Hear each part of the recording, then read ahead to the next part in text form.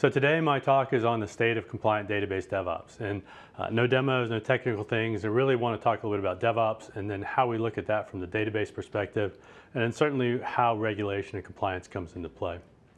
Now I want to start talking a little bit about the history of DevOps and how things have changed across the years. I've been building software for almost 30 years now and working in industry, and so I've seen many things evolve and change in that time. And back in 2009, we had kind of this seminal talk from Flickr, where they started to introduce this idea of development teams and operation teams working together. And they talked about deploying 10 times per day to production. Not in emergencies or because they had to do it, but as a regular practice, that they would get software out to their production environments 10 times every day on average, which was phenomenal. At that point in time, nobody was really doing that, at least not publicly. Many of us were still surprised, and even today we have clients and customers from Redgate that still don't do 10 deploys per day, at least not on a regular basis. Now, that was kind of amazing, but it improved, and in 2010 we went forward and saw Etsy take some of those ideas, take some of the philosophies, and improve that to 50 deploys per day on average, which is 5 times what Flickr did in just a year by adopting some of these principles in their software development practices. Now, Amazon really moved forward from there, and Amazon, I think, is one of the leaders in this area, that they deployed on their AWS platform constantly. As a matter of fact, just from a couple years ago, the metrics they released showed them deploying about every 12 seconds throughout the year. Now, Amazon is a huge company, and they deployed thousands of applications across AWS, their internal systems, everywhere. So some of these changes are very small, but some of them include database changes as well. And maybe more importantly, when Amazon introduced the AWS platform, they took all these internal software tools they had built, all these systems, and they started to rent out time and rent out resources to others. And people like Redgate, we use AWS services. Netflix is maybe one of the most well-known users of AWS. And all of these companies that use this platform still receive these updates and these deployments from Amazon without interrupting their business, which is kind of a phenomenal thing for them to have happen, that Amazon can not only deploy to their systems, but systems that other companies use without notifying us, without going through change process or anything else. They've made this work incredibly well. Now, Nordstrom's is an interesting case study as well. I've actually had the chance to meet some of the Nordstrom's people at various DevOps conferences. This was an amazing story to me from a database perspective. Nordstrom's is an old company. They're over 100 years old, and they're primarily a brick and mortar retail organization. Now, when they started to do more modern development, PC development, mobile development, those kinds of things, they realized that the development IT groups were struggling to keep up with the business requests. And as a matter of fact, I met people in the mobile team, and they talked about that they were always behind, that customers, business people were always complaining about their inability to meet the deadlines that were set or get changed out fast enough. And when they started to measure this, they actually realized that from the time that work was approved, from somebody said, let's do this, until it was delivered to the customer and users would actually use that feature, was 22 to 28 weeks. Now, that could be problematic, because if you think there are people that are trying to do promotions for Christmas, for Black Friday, this time of year right now, that means that the IT team would have to know about those sales or those promotions or those features back in May or June. And often the business wasn't ready in May or June to be prepared for Christmas. So they undertook a lot of work of bottleneck analysis and workflow analysis to try to determine how they could be better. And they ended up reducing that 22 to 28 week lead time down to monthly. So now when a business person has an idea in September, October, they can get it implemented in time for Christmas, which was a phenomenal change, and it's really rippled throughout the Nordstrom's organization. And then maybe this last one I think is very interesting to me, because we often think about DevOps as being something appropriate to these startup companies, the very agile tech companies like Spotify and Facebook and Etsy. But Fidelity is an old financial services organization. Their business model is regulated heavily.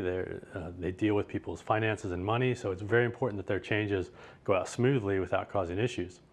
And what they found was that the way of doing things in the DevOps framework allowed them to more rapidly deploy changes on demand. And I think that's one of the philosophies of DevOps that's often lost. Certainly we want to deploy small and often, but more importantly, we want to deploy whenever we want to deploy. And so Fidelity, rather than taking multiple people 2 or 3 days to put together a deployment and evaluate it and review it and approve it and all those things, they got it down to the point where if I had to make a change today, I don't have to wait for Friday for that to ripple to customers. We could actually get it done this afternoon. So that's one of these great stories. And you can see across time, we've dramatically improved where DevOps has gone. But I want to make it a little bit of an analogy because I want to think about where the state of DevOps is. Now, some of you know me, I'm a sports guy. I like American football and basketball and baseball. I go to those events. I have been known to go to international football or soccer events before. I just don't love it that much. I think it's boring, but that's just me. In any case, football in the U.S. has struggled for many, many years, but it's been improving. And as a matter of fact, the last decade I've seen international football grow in the U.S., both the U.S. leagues as well as international leagues that are broadcast in the U.S. And I found this chart that I thought was very interesting, where we see that the growth has improved across time. The attendance is growing, there's more money, it's on the news. All these things are positive for the sport of football in the U.S. And when you go to stadiums and you watch games, you see that they're still popular, people are going. Now this picture is from Seattle. It's actually the Seattle Stadium for the American football team, Seattle Seahawks. And they routinely sell this out every Sunday in the fall. But across the summer and spring, the international football or soccer team, the Seattle Sounders, will play here. And you can see that there's a game going on, there's a crowd all around the field. I don't know when this actually was, if it's a normal day or if it's a special event, but there's a good crowd. However, if you look in the upper decks, you'll see that there's a lot of the stadium is actually blocked off and there's no seats being sold. So while soccer is growing in popularity and it's becoming more profitable, there's still a lot of room for growth. And that's the same thing that we see in DevOps. While we see companies doing amazing things and getting better and better, there's plenty of room for growth. Now I have the year-over-year findings here from the State of DevOps report. The DORA organization did it again this year. And they look back and you can see that 2016 had these dramatic improvements in how well companies were doing over the previous years. 2017 saw more improvements, and even 2018 has seen even further improvements in all these different areas that they're measuring. And so while DevOps has dramatically improved software development, and I'm actually surprised at how good the quality is these days in many pieces of software, there's still plenty of room for improvement. And maybe more importantly, there's room to include the database as well.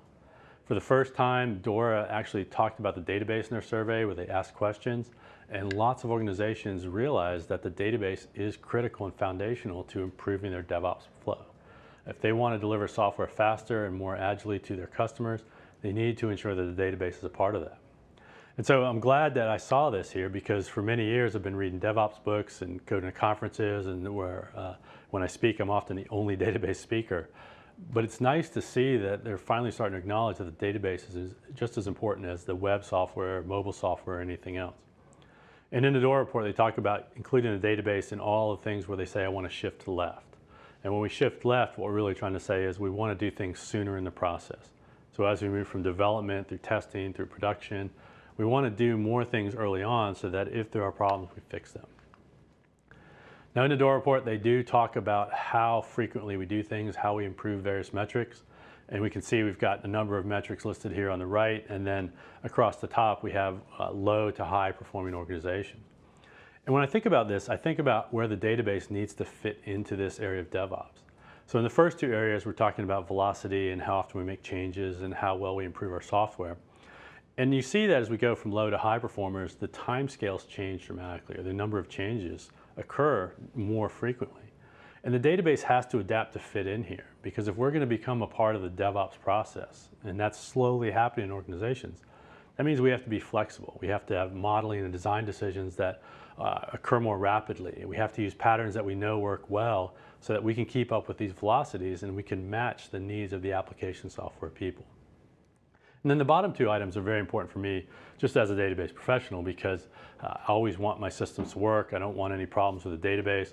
And so that means I can't have things go wrong. I can't have data issues. I can't have downtime occurring.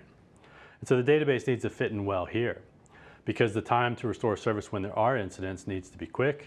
And then I don't want to have unnecessary changes occurring when I'm manipulating data or when the database is being upgraded. Now, certainly these are things that I think any data professional wants to have occur, but we have to incorporate them into our process. We have to think about them often. Now, the time to restore service, I think, is an interesting metric because I've always thought that means my database is back up and the application can use it, which means that users can actually perform work. But in the DORA report, they talk about this as not just being the application is back up, but everything is intact, all my data is correct. So if I've had a deployment issue or we've done a rollback and I've got this data that's changed, I may get the application back up, but I found that I've often spent days or hours fixing data in the background. And that means I haven't completely restored service. And that's an important metric, I think, for those of us that work on the data platform, that as we try to ensure we've got uptime, if we're spending resources fixing things that didn't work well, even while customers are using an application, we're not truly back up. And we're taking work away from other areas, or we're not doing things that we could do instead. So I try to think about that when the state of database DevOps comes up, in that it's this entire part of the data platform that we have to consider, and that we're providing not only a data and a service, but we have to be efficient in how we do it. We're not spending resources elsewhere. Donovan Brown works at Microsoft. I've used quotes from him in the past. He's one of their DevOps program managers or evangelists there. And he has this great quote from an article that he wrote where he talks about doing the database with DevOps. And I want to highlight a portion of this quote where he says that it's important that we consider the database as part of the software, just like we do all the other C# or web or any other software that we have, and that the database is actually a crucial part of this. It's integral to whatever we're doing. And if we're not considering, then we're actually faking what we're doing. We're not truly doing DevOps. And I really believe this because there's a lot of companies that have said we're doing DevOps and they limit it to the C# or the VB.NET or some other application team, and they forget about the database. They almost treat it as a piece of infrastructure they can't touch. But it truly is a part of the software application you're delivering. And if you don't include it, then you're not really doing a full DevOps lifecycle that is trying to improve the way you build your software. And we see that at Redgate as well. Now, every year we do the State of Database DevOps. We hire a company that knows how to do surveys, that looks at Redgate customers, potential customers, others in the world that work with databases. And it's pleasing to me to see that over half of the people we've surveyed are actually trying to do database DevOps. So they are including that database in their process. And they're more and more all the time. So you can see here, if we look forward to the people that plan to include the database in their process, it's over 80% of companies out there. And I think that's phenomenal that so many companies are adopting this, because I've spent probably a decade talking about database DevOps, and so often I've had people say, we'll never do that, it can't be done, it's a problem. And then 3 or 4 years later, they'll come back and say, this is something we want to do now. This certainly is a journey. It's something you have to undertake over time, and we see more and more people doing this all the time. Now, the 18% that aren't going to do that, perhaps they have a reason not to, perhaps their business model doesn't need this, but I think more likely they're the people that aren't going to be as adaptable in the future. They will struggle to compete against the rest of the businesses that do perform database DevOps processes. Now, why do we want to move this way? For those of you that are in 18% or the 30% that are planning it, certainly it's because we want to be better at our jobs and we want to produce software faster. Many of us have done what we've seen here in the picture. I certainly have done this in the past. I've made a lot of money in my career because I can fix things in production. I can solve problems very quickly. And that's fine. I'm sure plenty of you do the same thing. But that's a very brittle or fragile process because it means that we're dependent on Steve being in the office to fix something or him being on call. And if I go on vacation or if I leave for another position, it may not go well for the next person. They may not understand how to do it. They may not be capable of doing it. So in DevOps, we try to avoid being too dependent on one person.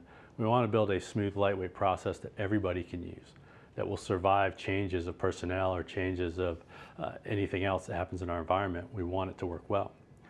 And the big reason why I want to do this is, of course, downtime. Now, I've always worried about downtime. I've measured it. It's certainly been a goal of mine at every job to have downtime minimized.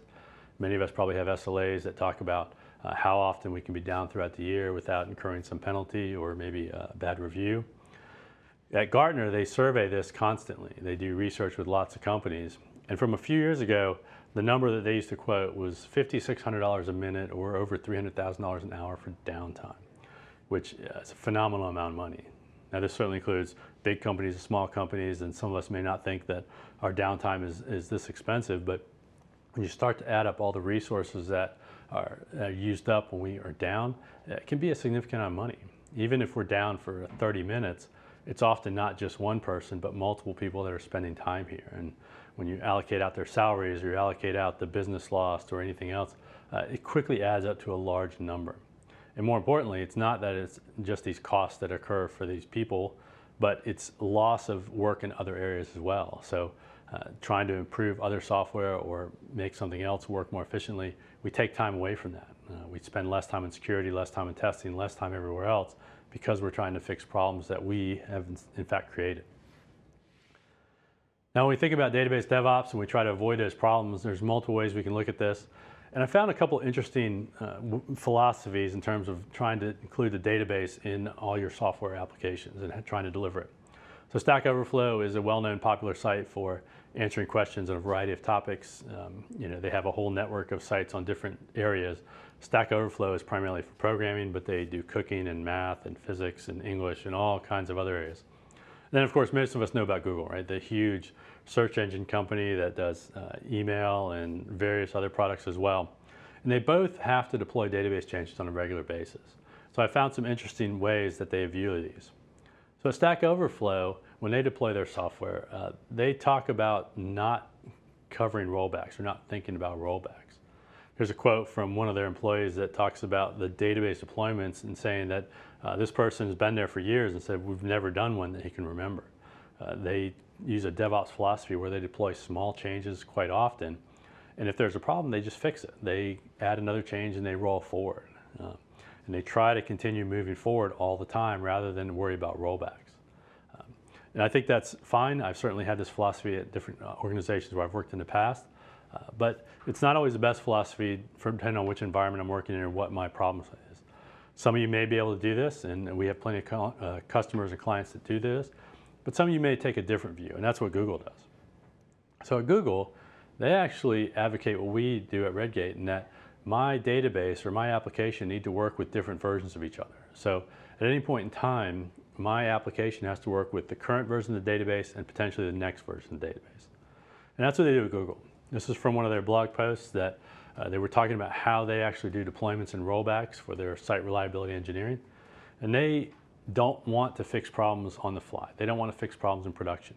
So when they have an issue, they don't want to investigate it and be under pressure to solve the problem. They want to immediately roll back and then investigate the problem. So that's what they do.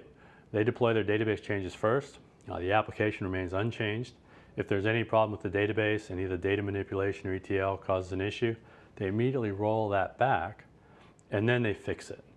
And the application can remain the same. If things work fine, then they rev the application, they turn on feature flags or feature toggles, and then everybody can use things and it moves forward. So two different philosophies that you could look at for database DevOps type views. Both of them work, and it's up to you to choose what's appropriate for your environment. And ultimately, what we're really trying to do is bring all our different groups together. Not only developers and operations, but we want to bring QA, we want to bring project management and business analysts and everybody together to work in a smooth fashion. In the past, we've often found that there's an adversarial relationship, that we often want to do our piece of work and we assume everybody else is doing their work, and when we're done, we give it to them and it's their responsibility now. And in DevOps, what we really want to do is have everybody working together as a team. We want to pull together and get everything to flow as smoothly as possible so that we can deliver value to our customers. And often that starts with just one or two people or one or two groups that just start to work together. They learn how to build those lines of communication, how to get our work to flow smoothly together, and then we spread it out to everybody else. And that's what we're trying to do in this DevOps area. At Redgate, we certainly advocate that, and plenty of other companies have had success, so we hope that you'll start to adopt this. And really what we're trying to do is improve not only the experience for the customer, because we all know that's important, but we find that DevOps processes make it a better place for employees to work. We can make a difference. We can see changes flowing through quickly. We get feedback very quickly, and we're not doing projects or doing work that we find ultimately isn't used or isn't valuable. More importantly, that helps with retention, because we know it's very expensive to hire and keep people around. We know that the knowledge that they gain is important for our software. And so when people work in a DevOps area, they tend to enjoy their jobs longer, they stay there longer, and they get more things done. And then lastly, governance is becoming a bigger deal all the time. The security, the protection, the disclosure and transparency of how we deal with data is becoming a huge issue. We certainly see data breaches occurring all the time, and those are not only embarrassing, but they're tremendously expensive. But we're also starting to see other additional legislative pressure put on people. As a matter of fact, the CEO of Google was in front of the US Congress yesterday testifying about data, because there are all these concerns in how Google is gathering, manipulating, and working with data. And so having a DevOps process allows us to better answer questions, but also more appropriately deal with data inside of our organizations. So DevOps certainly helps here. And maybe one of the big areas I think that helps me to sell this to management and helps them to understand is that we want to spend time doing new work on things that are of value to the company and not firefighting and fixing things or dealing with security issues. Certainly there's no shortage of resources being spent there on a regular basis. And this is also from the 2018 DORA report, where they talk about as you move from a low to an elite performer, how much time do we spend on new work versus other things? Now 50% may not seem great, and I know a lot of us, and certainly management, would like us to spend 80 or 90 or 100% of our time on new work. I'm not sure that's actually possible because there's always some overhead, there's always going to be some unplanned work involved. But 50% is certainly a good number to shoot for here. And as we adopt a better process, a DevOps process, then we get closer to there. We spend less time on user support or rework or unplanned work or other things because we've built a process that's adaptable, that's more efficient, and allows us to focus on the areas where we truly add value.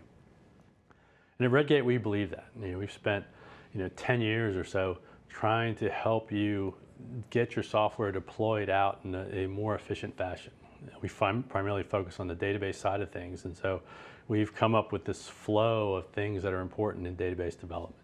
This is from our research, from our experience, from talking to customers, from delivering software products and getting feedback. All the things that we've done, we've kind of realized that it is a circle. It's a flow that occurs over and over and over again. And I love the idea of the cog here because it's not always a smooth flow. Sometimes it can be a little bumpy in organizations, and the cog represents that pretty well. But ultimately, we want to make it flow in a circle. Now, I've been talking about DevOps for 5 or 6 years now publicly, and I've often had a flow from development to production on a kind of a linear basis. But I started to realize that we need to show this as a circle because it does occur in a circle. And so we certainly often start in development and flow around, continuing on. But in development, we build a lot of tools to help you standardize development. That we want to help you do formatting and standardization and naming and code analysis and all these things early on in your cycle so that if there are potential issues, you know about it quickly. We want to know that the developers are actually working in an efficient fashion and that they're using version control. I can't emphasize how important version control is. It is really a fundamental, foundational part of any system, not only in development, but also in operations as well. A few months ago, I was at an InfoSec conference, and there were a lot of auditors and security people, and one of their primary tools that they talk about is version control, that they expect to see not only their software, but their database code, their configuration code, everything stored in version control, because it helps them to understand and validate what's actually occurring, what items are being changed, what the old values are, the new values are, when changes occurred. It's really a foundational part of auditing to ensure that we're compliant with whatever industry standard or government regulation we need to be compliant with. And so we help you there in development, and then we try to introduce automation into the process. This is an area where companies are slowly starting to adopt this for the database. Plenty of people have been doing this for application software for a while, but slowly it's working its way to the database world. And we see that from plenty of our vendors. Microsoft has Azure DevOps, plenty of other companies are investing in this as well to help you evaluate very quickly whether the change we've made integrate with the changes from all the other developers. And that's where we want to have continuous integration. Then we want to get our software deployed in a consistent manner and something that's repeatable and reliable and we're confident will actually work. So we want to introduce some release management automation that lets us practice our deployments over and over again. So I can deploy to QA or test environments. I can deploy to performance evaluation or security pen testing environments or user acceptance or beta or staging or all these other places. I get to practice my deployment over and over again. And I get to practice it in the same way. So rather than relying on Steve to do it or some other DBA or operations person, we use software to do it in a consistent way every time. We can evaluate whether this works or doesn't work, and then we can go back and fix things. And then lastly, we want to get this stuff to production because that's ultimately where it needs to be so users can evaluate the software, take advantage of features, buy your product, whatever thing we're trying to do. And when we get it to production, we want to make sure that it works well. So we want to certainly measure efficiency of resources, CPU, disk, memory, those kinds of things. We want to have alerts if things go wrong.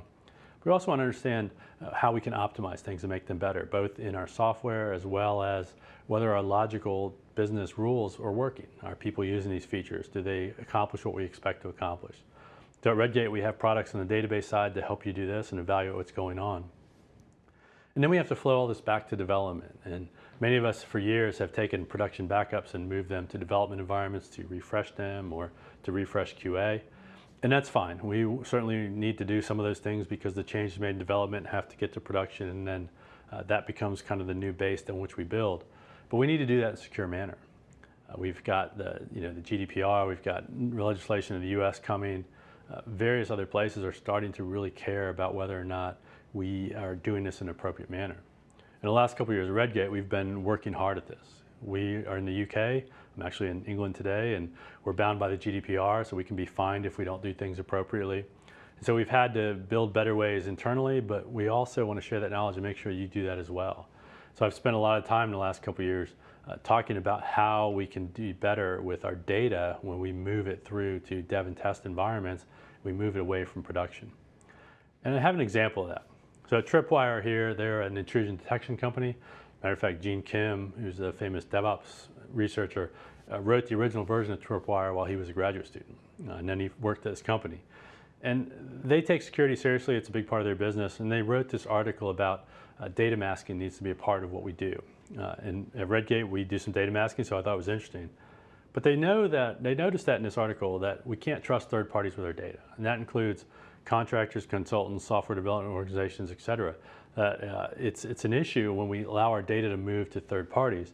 But more importantly, we also have to be careful with insiders, which means that the surface area of who can access data needs to be reduced as small as possible, because people that can access data are potentially an area of weakness where they can release this data to others. So we want to limit that production data to those people that truly need it. And then in other areas where we're building software, we realize that we don't necessarily need the real data. We need something similar, but we don't necessarily need the actual production values, especially for sensitive data that is personally identifiable or it is related to our medical or financial history. We don't need that to build software. We need something similar that allows us to evaluate it, but we don't need the actual data. And more importantly, legislation is starting to say that we can't use that data. The GDPR is in effect now, and it says specifically that we should anonymize or pseudonymize or just create data that we can use but isn't going to relate to a real human being. Other legislation is based on the GDPR around the world. Australia and Japan have laws. The US has the California Privacy Act, and there are other acts that are in draft now. And they're all saying that we need to be careful. And we recognize this at Redgate, which is why we've been trying to build solutions and help you out. For a few years, we've had a data masker product, which I think is fantastic. It can do anything you want to do. I'm truly amazed by what this product does. And I would encourage you to try it if you have the need here, or really you should have the need and you should be doing this. But we do this for SQL Server and Oracle, and it works well, but it's a little cumbersome because I have to build rules for every column. I have to specify what's going to happen. The interface is kind of this, VB6 kind of interface. It's not the most beautiful thing in the world, though it works really well.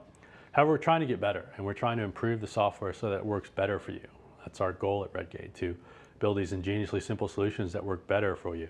So we've got a next version of this that you can join a program and give some feedback on and try out.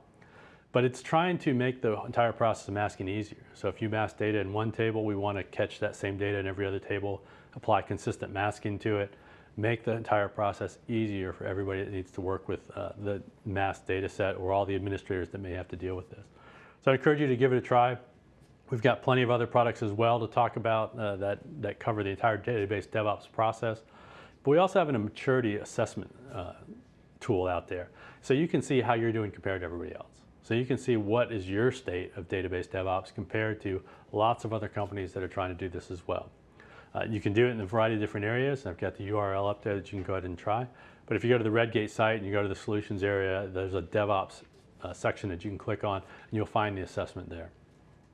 For the rest of the day, we want to talk about lots of different parts of the DevOps process as they relate to databases and as they relate to compliance. So we've got Grant Fritchie, and we've got Kendra Little coming up later. We've got Richard McCaskill, who's our privacy expert here at Redgate. And then we've also got Tom Austin, one of our sales engineers. But up next, we got Kathy Kallenberger, who's the editor of Simple Talk, and she's going to talk about team-based development and some of the best practices that you might want to follow. So stay tuned for the rest of the day, and I hope you enjoy it.